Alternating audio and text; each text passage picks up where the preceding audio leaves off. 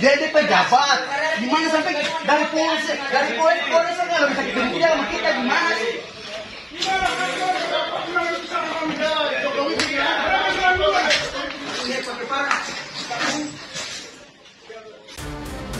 TKP 8787 Lombok Pati.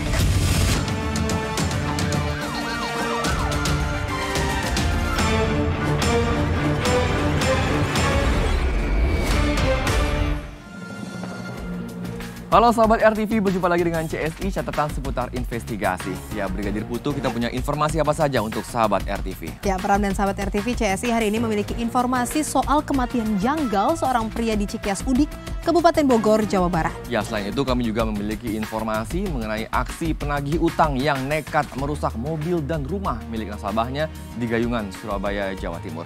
Bersama saya Pramadika Samudra. Dan saya Brigadir Putu Fungki. Inilah CSI selengkapnya.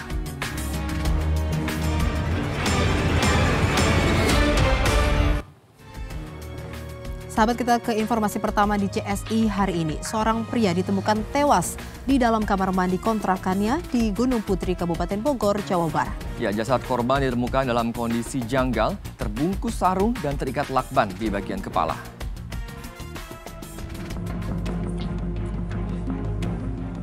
Warga Cikeas digegerkan dengan penemuan jenazah pria di dalam kamar mandi sebuah kontrakan di Desa Cikeas Udik, Kecamatan Gunung Putri, Kabupaten Bogor, Jawa Barat. Jasad korban K, berusia 50 tahun itu pertama kali ditemukan pemilik kontrakan dalam kondisi terbungkus sarung dan terikat lakban di bagian kepala. Menurut polisi, sebelum ditemukan tewas, rumah kontrakan korban dalam kondisi terkunci dari dalam. Pemilik kontrakan yang sempat mengetuk pintu rumah korban, namun tak kunjung ada jawaban, langsung membobol jendela kontrakan korban. Pada saat ditemukan, memang yang bersangkutan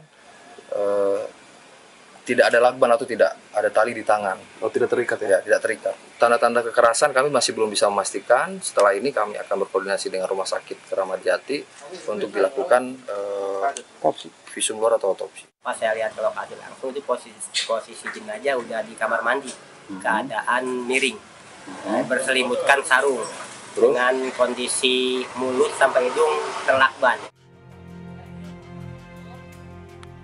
Dari hasil olah tempat kejadian perkara dan pemeriksaan sementara, tidak ditemukan adanya barang korban yang hilang.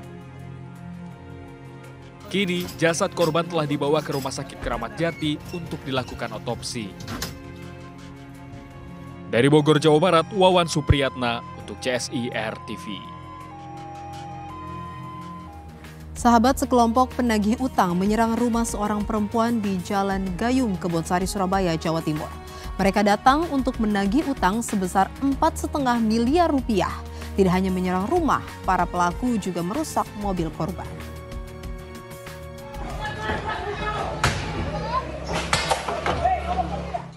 Sekelompok pria menyerang sebuah rumah yang ada di Jalan Gayung, Kebonsari, Surabaya, Jawa Timur. Mereka melempari rumah itu dengan batu dan senjata tajam. Selain menyerang rumah, mereka juga merusak satu unit mobil yang diketahui milik seorang debitur. Akibatnya, kaca rumah korban pecah dan sejumlah bagian mobil rusak. Belakangan diketahui mereka yang menyerang ke rumah korban merupakan kelompok penagih utang. Menurut polisi, 35 orang itu datang atas suruhan seorang kreditur untuk menagih utang kepada korban. Korban diminta membayar utangnya sebesar 4,5 miliar rupiah. Kasus ini sebelumnya sudah dilaporkan ke Polres Sorong karena korban dan kreditur ada perjanjian kerjasama di Papua. Namun oleh informasi yang kami dapat itu dimediasi. Hasilnya mereka sepakat untuk dari pihak Warida sepakat untuk membayar kekurangan. Namun pada perjalanannya dari pihak Warida tidak ada kabar sama sekali. Aksi penyerangan dan perusakan itu kemudian ditangani aparat Polrestabes Surabaya. Dari Surabaya, Jawa Timur, Solihul Hadi untuk CSI RTV. Ya, kita beralih ke kasus di jalan raya. Hendak putar balik seorang pemotor tewas setelah tertabrak pemotor lain di jalur lintas timur Sukodono, Kabupaten Lumajang, Jawa Timur. Sementara 2 orang lainnya yang menabrak korban juga mengalami luka parah.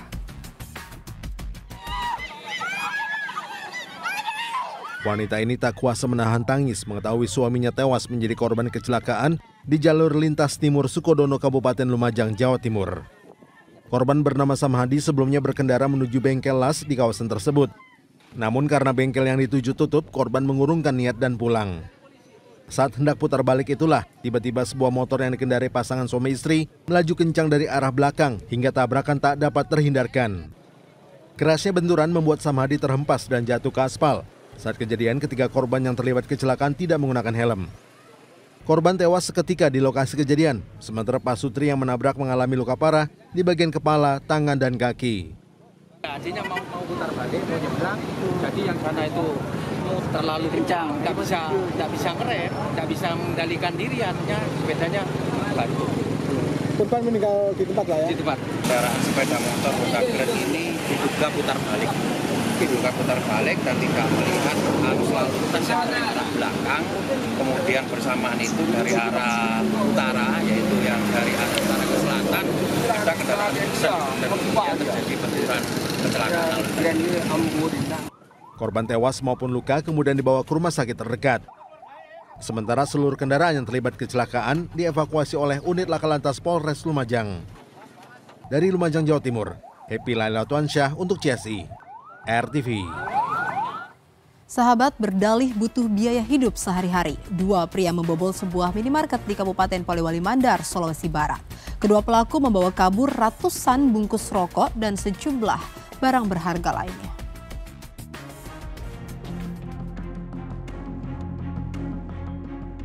Dua pencuri terekam kamera CCTV saat beraksi di sebuah toko retail di Kelurahan Sumberjo, Kecamatan Wonomulyo, Kabupaten Polewali Mandar, Sulawesi Barat. Mereka menggasak 350 bungkus rokok berbagai merek, satu buah CPU, dan sejumlah barang berharga lainnya. Akibat pencurian itu, pemilik toko mengalami kerugian mencapai 24 juta rupiah. Berbekal rekaman kamera CCTV inilah, korban melaporkan pencurian itu ke polisi. Tidak butuh waktu lama, aparat Polres Polman langsung menangkap dua pelaku. Keduanya ditangkap di rumah mereka masing-masing di Kabupaten Mamuju. Menurut polisi, kedua pelaku mengincar toko yang minim pengawasan. Sementara barang hasil curian mereka jual kembali. Dari pengakuan pelaku, Pak, uangnya untuk apa? Digunakan untuk apa? Untuk kebutuhan sehari-hari. Ini sudah berapa kali aksinya, Pak, ini? Sama ini berarti sudah 4 kali. 4 kali. Dengan toko yang sama atau? Untuk di Polman baru sekali, tapi seperti tadi sudah saya sampaikan untuk di wilayah Pindrang terutama yang sudah lumayan sering. Hingga kini, polisi masih mengejar satu pelaku lainnya yang bernama Nasir yang melarikan diri. Dari Kabupaten Polewali Mandar, Sulawesi Barat, Muhammad Ilham untuk CSI RTV. Sahabat RTV, tingkatkan terus kewaspadaan Anda di jalan raya. Pasalnya modus penipuan pura-pura mogok habis bensin kini kembali marak terjadi. Ya, CSI akan segera kembali sesaat lagi.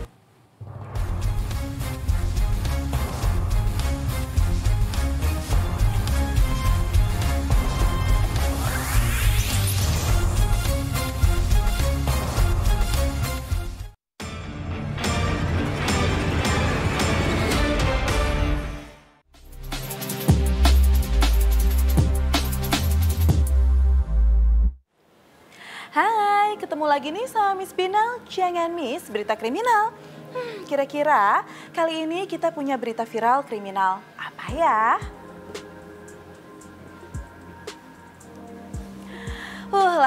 Kita ke informasi pertama yuk. Viral aksi 5 pria yang mengaku-ngaku debt collector alias penagih utang tiba-tiba memberhentikan seorang pengendara dan berusaha mengambil motor korban dengan alasan nunggak cicilan. Video yang viral ini diambil dari CCTV salah satu dealer sepeda motor di Cibinong, Kabupaten Bogor, Jawa Barat. Saat itu korban berusaha mengkonfrontir langsung para pelaku dengan pihak dealer tempat ia membeli motor. Awal mulanya korban yang tengah mengendarai sepeda motor dipepet sama 5 pria yang saling berboncengan sepeda motor. Masih sambil berkendara nih, para pelaku teriak-teriak ngaku utusan leasing dan mau cek motor korban. Para pelaku pun bilang kalau korban itu udah nunggak cicilan motor. Korban yang ternyata udah dipepet dari sekitar Rumah Sakit Bina Husada Mayor Oking itu gak mau berhenti dong, wong aku ndak punya cicilan. Kelima pelaku justru membentak korban hingga akhirnya korban berhenti nih. Tapi korban inisiatif deh menggiring para pelaku buat berhenti di dealer tempat ia membeli motornya itu. Sampai di lokasi, korban meminta bantuan petugas keamanan untuk jadi penengah atau saksi gitulah ya. Kirain bakal nyerah, malah makin beringas, say. Saat korban minta kartu identitas dan surat kontrak penarikan motor, pelaku nggak bisa tuh nunjukin karena emang nggak ada ya bang.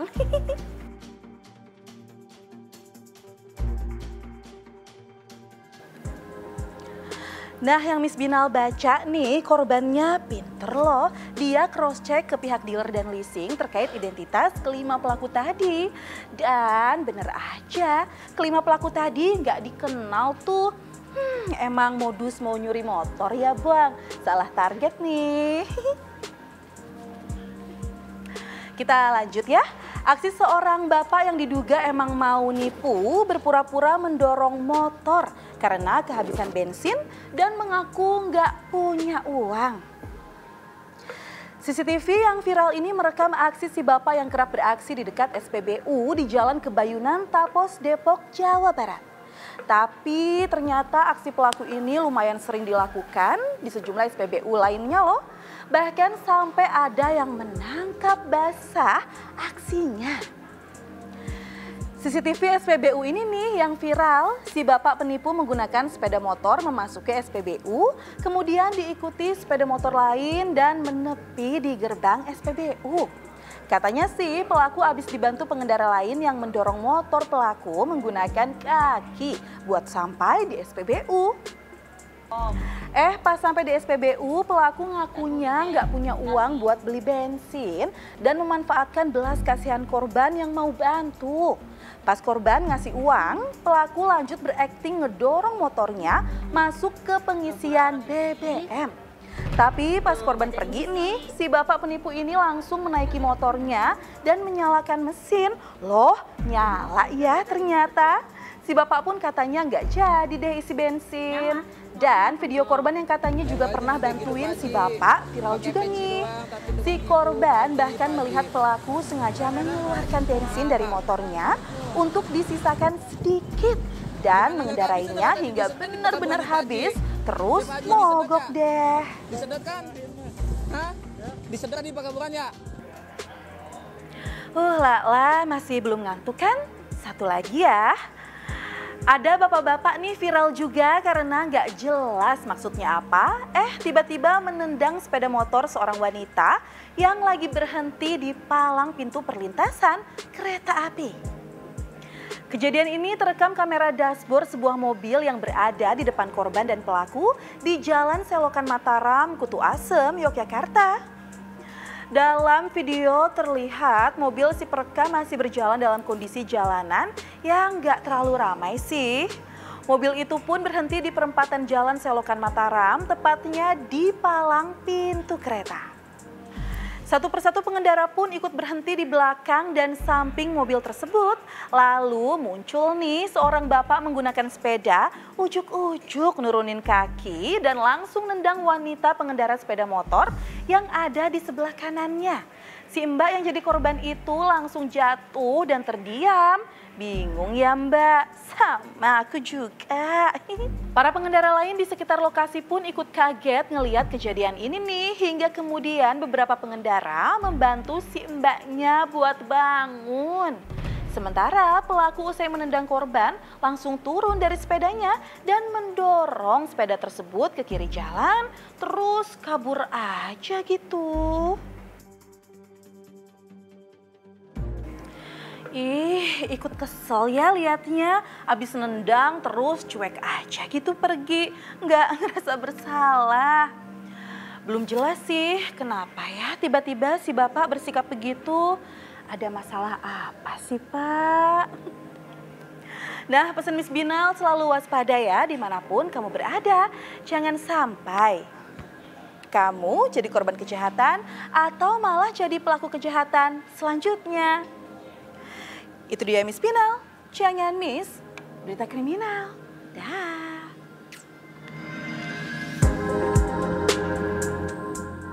Seorang kakek ditemukan tewas terkubur di Kebun Jati dengan sejumlah luka lebam di sekujur tubuhnya. Ya, CSI akan segera kembali sesaat lagi.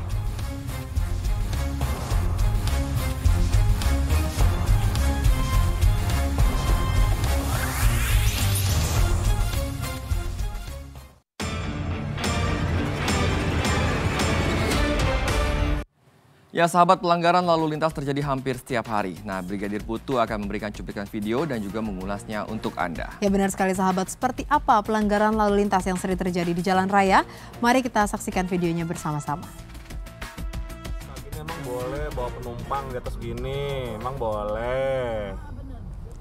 Ya sahabat, ini ada satu buah mobil truk bak terbuka ya yang sedang membawa orang dan juga gerobak ya. Emang boleh Pak naik dengan santainya duduk di situ.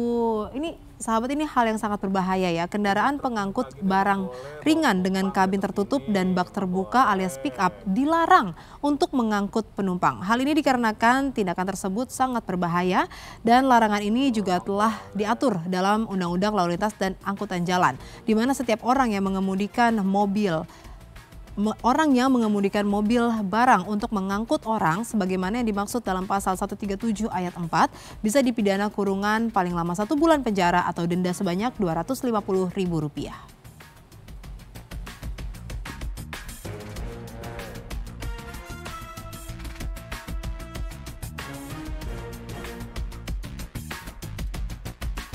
Sahabat, kita ke informasi lainnya. Seorang kakek ditemukan tewas dengan sejumlah luka lebam di bagian dada dan kepala di Desa Andongsari, Jember, Jawa Timur. Korban sempat menghilang selama 8 hari setelah mengejar pelaku pencurian di rumahnya. Kuburan Gledek Jati ditemukan jenazah dari Pak Jalal atau Kebo Barat. Ini posisinya adalah terjadinya adalah kasus. Warga desa Andongsari, Ambulu, Jember, Jawa Timur digegerkan dengan ditemukannya jasad seorang kakek yang terkubur di kebun jati tak jauh dari rumahnya. Kakek berusia 75 tahun itu diketahui menghilang sejak tanggal 10 Januari lalu setelah mengejar seorang maling yang hendak mencuri kambing di rumahnya. Dari hasil otopsi, polisi menyimpulkan jika kakek bernama Jalal ini merupakan korban pembunuhan. Hantaman benda tumpul di bagian dada, terus memar di lengan, bagian kepala, dan kaki. Sejauh ini untuk dari hasil itu memang penyampaian dari dokter patut diduga adanya kematian korban ini diakibatkan dari hantaman benda tumpul. Tim Satreskrim Polres Jember hingga kini masih mendalami kasus ini dengan memeriksa rumah korban dan sejumlah saksi di sekitar lokasi kejadian. Dari Jember, Jawa Timur, Galeh Mega untuk CSI RTV. Ya, sementara itu sahabat, polisi berhasil meringkus komplotan pelaku pencurian yang kerap beraksi di sejumlah sekolah di Pekanbaru Riau. Hasil curian ternyata mereka jual hanya untuk berfoya-foya.